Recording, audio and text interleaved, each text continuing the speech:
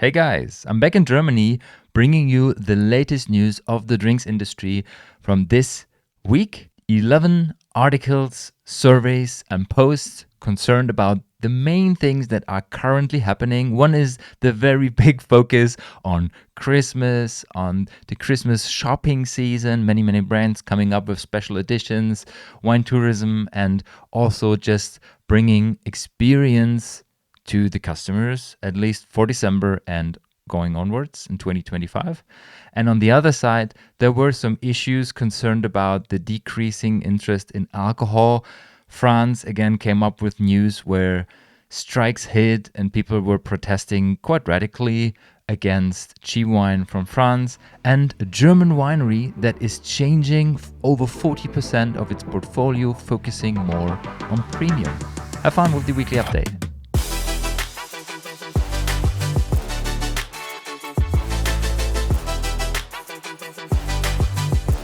Welcome to the Pinot and Pixel podcast episode number 212, the weekly update on November 23rd, 2 days after Beaujolais Nouveau Day. And if you don't know what this means, I don't know if this is super exciting. For some, it might be an interesting day.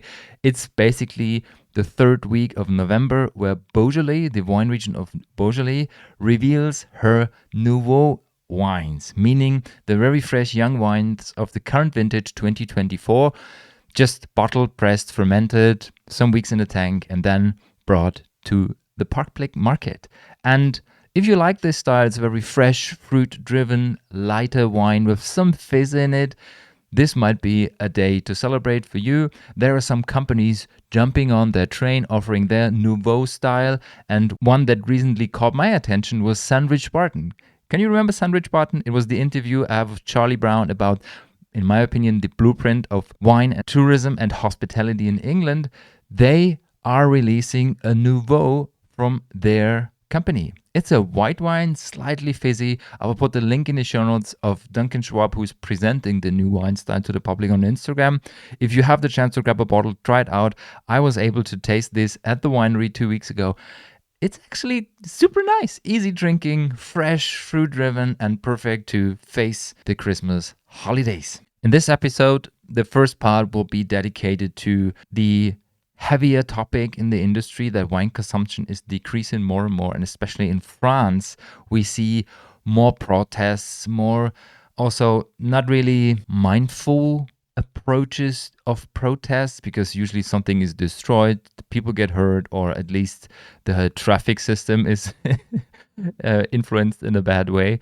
And there were two news actually this week. The first one was that angry French grape growers protested outside of Lidl because Lidl sold a wine at €1.69, and they grabbed some of those bottles, smashed it in front of the Lidl stores, and tried to protest against the cheap entry-level stuff entering the supermarkets in France. And I mean, this is also a double-edged sword. On the one hand, of course, there is lots of crappy stuff, and many people in the industry know that the cheapest wine in Europe actually comes from Spain.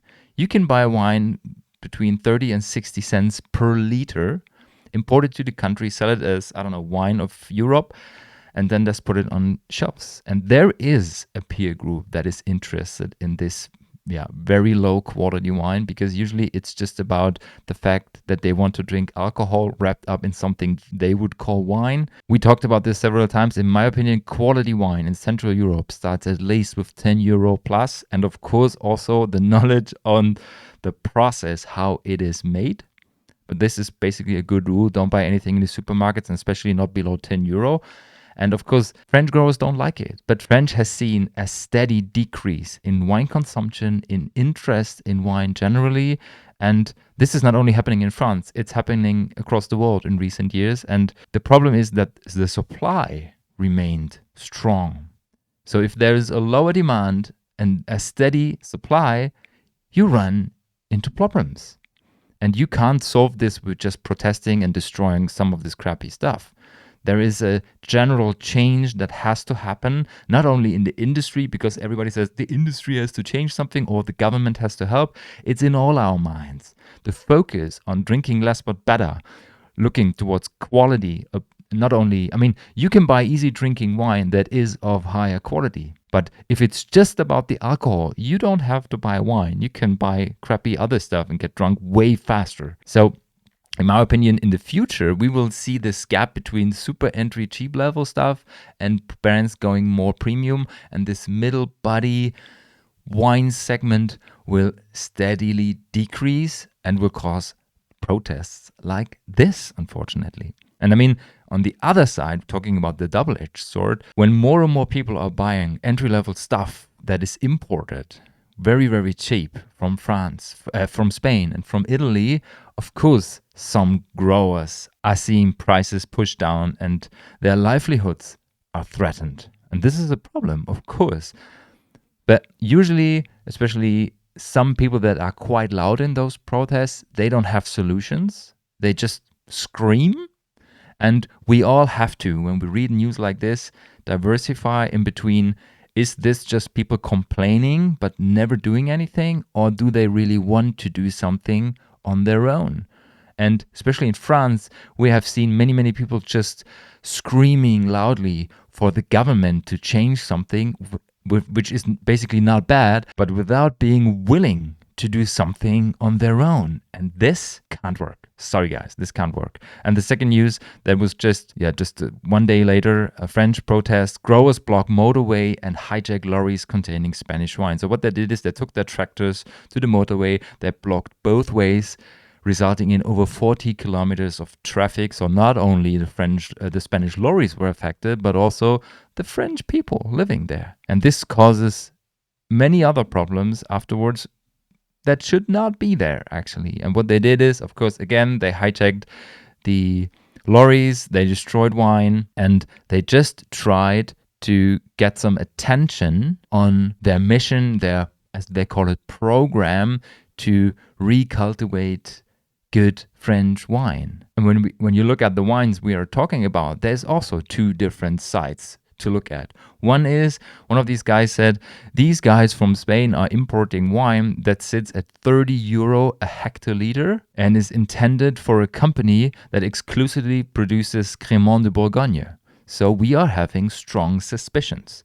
Sure, this is something for a court, 100%. And on the other side, again, those people don't have any solutions for the problem. They are not willing to change something on their own. The wines they are producing would fit in this mid-body price range of wines. And this won't solve the problem of an oversupply. The things that are currently happening in Bordeaux, the crop of vines, and we're talking about almost 30,000 hectares, might be one solution of several. And this is something that a German grower recently announced. Markgraf von Baden is a quite popular German wine brand located in the beautiful area of Baden. And they have been working with 135 hectares until now, and they will crop off 60 hectares of vine, replacing it with corn and wheat for regenerative organic farming. And this is a major decision the company took because they said, on the one hand, the wines that we are losing only account for 7% of the company's revenue on wine because there's some other brands in parallel. And on the other hand, it's better for the environment, it's better for the biodiversity in the area, and the 75 hectares left will be enough to feed gastronomy because they're quite big in gastronomy and catering. And with a bigger focus on premium, we can still fulfill the idea of the mission of the brand. And hopefully this is just one company changing directions, because we definitely have an oversupply. And if you want to solve the problem of the industry, we should focus more on what is currently happening in the market. And this also means listening to the customers today and thinking about what the future customer might be interested in. And again, some people say I'm too focused on alcohol-free. For me, there's some very delicious products on the market, but especially with the talk I gave 1 week ago on alcohol-free and the future of alcohol-free, and that this is a business model, should be in your mind. You can still produce wines, especially if they are well made and there are good intentions behind, but just adding up on your portfolio with some alcohol-free options to give options to your customers and maybe gain a new peer group for your company might be something to consider. And when we talk about a change, a switch in people's minds in the industry, that was also an interesting article this week from Italy. The title was called "Italians Are Not Giving Up Wine, but Changing Demographics, Types and Consumption Occasions." There were some very, very fascinating facts in the article, and one that really stood out for me was that in Italy, people born before 1970, so at the age of 55 or older, account for 59%, almost 60% of the wine sales in Italy. Isn't that crazy? And what we see is that Italy is undergoing a transformation driven by demographic, economic, and cultural factors. And the dominance of these over 55 households in domestic wine spending is still there, but there is a shift towards sparkling wine. Sparkling wine is growing and growing, and an aperitif culture, moving away from this traditional meal-based wine and food pairing, usually with heavier red wines, and that they discover in the survey that there are more and more people experimenting with lighter styles, with new styles, and also with alternatives. And the second shift that is happening is that, especially influenced by the younger generations, Y and Z, there is a trend towards more casual, experience-oriented habits. So having a drink in social gatherings, going out, wine tourism is growing and is definitely something of a bigger interest, especially for the younger generations. And especially social media is driving this very, very quickly. So what this signals is a broader cultural evolution in how Italians engage with wine. So maybe in the future, we will see more sparkling wine, more lighter wines, low in alcohol, low in body, more fruit-driven maybe, and maybe in the future, if Italy will change the law, also with some non-alcoholic options. And talking about a shift in the culture, there were also very interesting articles this week from England. There was a survey made by Together, which is usually focused on Gen Y and Gen Z, that brought out that 21% of the Christmas parties of the younger ones will be alcohol-free this year. There's a very, very strong shift towards healthier lifestyle, healthier food, and we all know that Christmas is quite heavy in eating and drinking, and some people still struggle saying no to their friends, to their family, when it comes to, do you want to eat some more? Do you want to drink some more? And I mean, just following some rules, you might be able to navigate through heavy Christmas. But first of all, some of, especially the younger ones in the UK, the study was focused on the UK market, brought out that they will focus on lighter drinks or alcohol-free ones. So every fifth Christmas party will be booze-free this year. And their top reason for cutting back is health. And one major thing that is driving this is a creative mocktails and artisanal sodas culture in bars, in restaurants. When I came back from the UK, one of my main points in the summary was that almost every pub, every restaurant has at least 1, 2, 3, 4 alcohol-free options, and the menu just gives options to the customers. You don't have to buy that. And people still get offended when they read, oh, there's non-alcoholic stuff on the menu. You don't have to buy that. But it is super smart to have this on the menu to just offer opportunities for people. And sometimes it's not about being black or white, drinking or non-drinking. Sometimes people just want to zebra stripe, saying, maybe I want to have a beer and afterwards an alcohol-free one, or maybe I start with an alcohol-free one and then switch to a really good glass of wine or my favorite beer. This is all possible. We just have to be a bit more open-minded to that. And talking about wine, the second thing that really caught my attention and made me laugh was an article on a survey in England that brought out that more than 50% of wine lovers are baffled by the wine terminology. So it's just too much, it's hard to understand, and even if they don't know what they're talking about, they just use the terms playing buzzword bingo while talking to friends. And 48% on the survey, and the people that took part in the survey, said that they have been caught out in a dinner party because they were using wine jargon they didn't properly understand. And one of their main terms is, guess what? Terroir. And in the survey, 5% of the people said that they think terroir means that a wine is terribly good. And as Ian from Jojo's Vineyard said to me, at least they think it's terribly good and not terrible. So what this all means is, one of the other things I have preached over the last 6 years, wine has to be easier to approach, easier to understand. And if you want to have a younger generation looking towards wine, being interested in wine, falling in love with wine, it needs to be easier. And I'm not talking about introducing all this Gen Z vocabulary stuff just to be cool. Oh, sway. No, I'm talking about making wine easier approachable, telling the story of the winery, educating people on how wine is made, what quality really means, and then offering a glass of wine that is well made, affordable in price, and then showing what the potential of wine might be.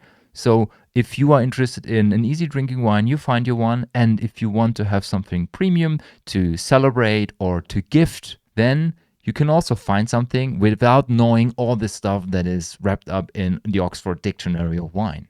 Great book, by the way, but you don't have to. You have all this in your mind to fall in love with wine. And this is basically the main outcome of this study. The link is in the show notes. We jump over from the UK to the European Union, where a recent study showed that alcohol-free beer is becoming more popular in the European Union. And then the main question, but will it overtake traditional beer? And this is also a question I get asked quite regularly, also when it comes to wine. Do you think that alcohol-free wine will one day overtake normal traditional wine? In my opinion, no. And it doesn't have to. It will take us 30 to 50 years to have a cultural shift away from just consuming alcohol, understanding that if you want to enjoy social gatherings, events, you might have some good drops, but you don't have to get drunk. You don't have to get hammered to have a good time. Sometimes it's just people trying to get under a specific threshold, doing good things or stupid things, but you don't have to have alcohol all the time. Enjoyment can be done with so many drinks on the planet, and of course alcohol can be part of that, but it doesn't have to. Just talking about some numbers, in 1 year from 22 to 23, the alcohol-free and low beer production in the European Union jumped by 13%. In total, this means that in 2023, 95% of the whole beer production still was traditional beer, 5%, quote-unquote, only were alcohol-free beer, and the main drivers for alcohol-free beer, and the biggest country or the dominating country is Germany. We talked about that recently. 22% of the European Union's total output by traditional brewers is from Germany, followed by 12% from Spain. And when it comes to alcohol-free, 30%, 556 million liters of alcohol-free beer coming from Germany, followed again by Spain with 14%. We all know that Germany has quite a huge, long history of beer and beer culture, and to me this is logical, and it's good to see the growth of alcohol-free beer, but still, I mean, beer is quite low in alcohol generally, and if you want to have the one or the other beer, it should be up to your choice if it's with or without alcohol. I'm just happy that there are more alcohol-free options available now that are way tastier than the first alcohol-free beers. Technology brought so much development in this category, and I'm not only talking about beer, but especially in beer, that you will find your favorite drink when you check out some alcohol-free options. I made an episode on this. I put the link in the show notes. My favorite alcohol-free beers, if you're interested in that. And if not, just have a sip of your regular one, whatever you like. And right now we will talk about 2 smart marketing and purchases moves, especially when we are looking towards Christmas, that were shaking up the industry this week. First one was an article saying that UK's poshest train is coming to Glasgow, offering a luxury trip with Christmas champagne lunch. And we are talking about a train that used to be part of the iconic Orient Express group, became independent a couple of years ago. And this train is a luxury train. There's some pictures where you can just hop on, drive through the country at 70 miles an hour and enjoy a very high quality lunch or dinner with a champagne pairing. And this train is coming to Scotland in December, offering this amazing meal for a staggering £395. So if you're interested in a very high class, high quality wine tourism experience, and if you're a fan of trains, either or, just have a look on this. And they said even if it might be already fully booked, just pay attention if there are some short-term cancellations and you might have the ability to jump on that train, literally. And the second one is from December 1st, Singapore Airlines will offer Roederer Cristal, vintage 2015, in the first and business class. And we have talked about a couple of airlines that are focusing more on premium sparkling, mainly sparkling brands, when it comes to their wine menus on the planes. And Singapore Airlines head of wine purchase is a master of wine. And he said, this Roederer Cristal, it's an iconic brand. It's a premium product. 2015 was a very, very good vintage, and we are very pleased to have this on the train. So what we are seeing here is two premium brands joining forces to build a high quality premium experience. Again, of course, not everyone can afford flying first class at Singapore Airlines or just being allowed to enter the premium lounges at the airport, the A380 lounges, but if you are, then you're happy from December 1st, having your glass or maybe some more of Roederer Cristal 2015. And last but not least, we will talk about smart marketing campaigns and a slight dive into our celebrity corner. My news of the week, Pizza Hut is introducing a tomato wine. Yes, you heard it correctly, a tomato wine. So a wine that is made of pressed tomatoes, then they add some basil, they ferment it, they bottle it, and they serve it with your favorite pizza at Pizza Hut.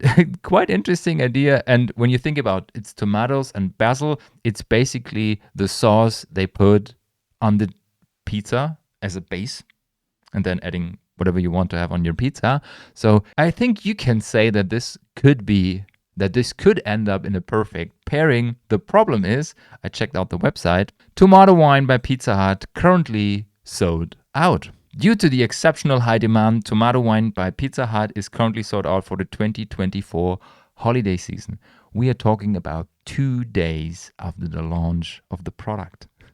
The winery behind is Just Beyond Paradise Winery from Kansas. I don't know how many bottles they have produced. I wasn't able to find that out, but it took the market just 2 days to buy everything available. Maybe there will be a relaunch in 2025 or they will produce some more bottles. I don't know. Definitely an interesting marketing move by Pizza Hut, combining the two products that are quite close when you have a look at the aroma profile. And last but not least, our celebrity corner of this week is again a guy from the NBA.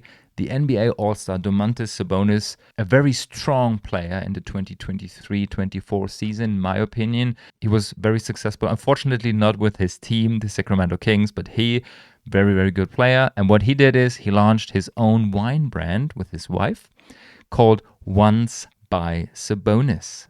It's a Californian Cabernet made by the company Nickel and Nickel Wines, 70% new French oak barrels aged for 21 months and then bottled, grown at a higher elevation of 1,800 feet in Napa Valley. So also again, premium product, small batches. We're talking about 600 bottles. So in total, 2 barriques of 225 liters. The product was launched in November this year, so a couple of days ago. And when you have a look at their website, the only thing you can see is Once by Sabonis, beautiful branding, wax capsule, and then thank you for your interest in Once by Sabonis family wines. Join our mailing list today to be able to get access to our 2022 Cabernet Sauvignon offering. We will see how this will turn out. Beautiful branding, in my opinion. What you can see is just a very clean label with the writing of the name once, and in the background, slightly light gray, you can see number 11, and the number 11 is the iconic number, not only of the Mantis Sabonis, but also, when we're talking about the Sacramento Kings, the guy of the 1950s, Bob Davis. Bob Davis was responsible for the only championship of the Sacramento Kings in 1951. And number 11 was also the number on the dress of Sabonis' father. He was also a successful player, so he tries to express this legacy on the labels as well. If you're interested in that, the price will be $125 per bottle. If you want to grab one, sign up for the mailing list today. No advertisement, just reading out what the website says. Thanks for listening, guys. It was a blast. Weekly update 212 in the books. If you like what you hear, recommend this podcast to a friend or a colleague. We see you on Wednesday with the interview of the founder of Wilbrück, Vanessa. Have a great weekend. Ciao, ciao.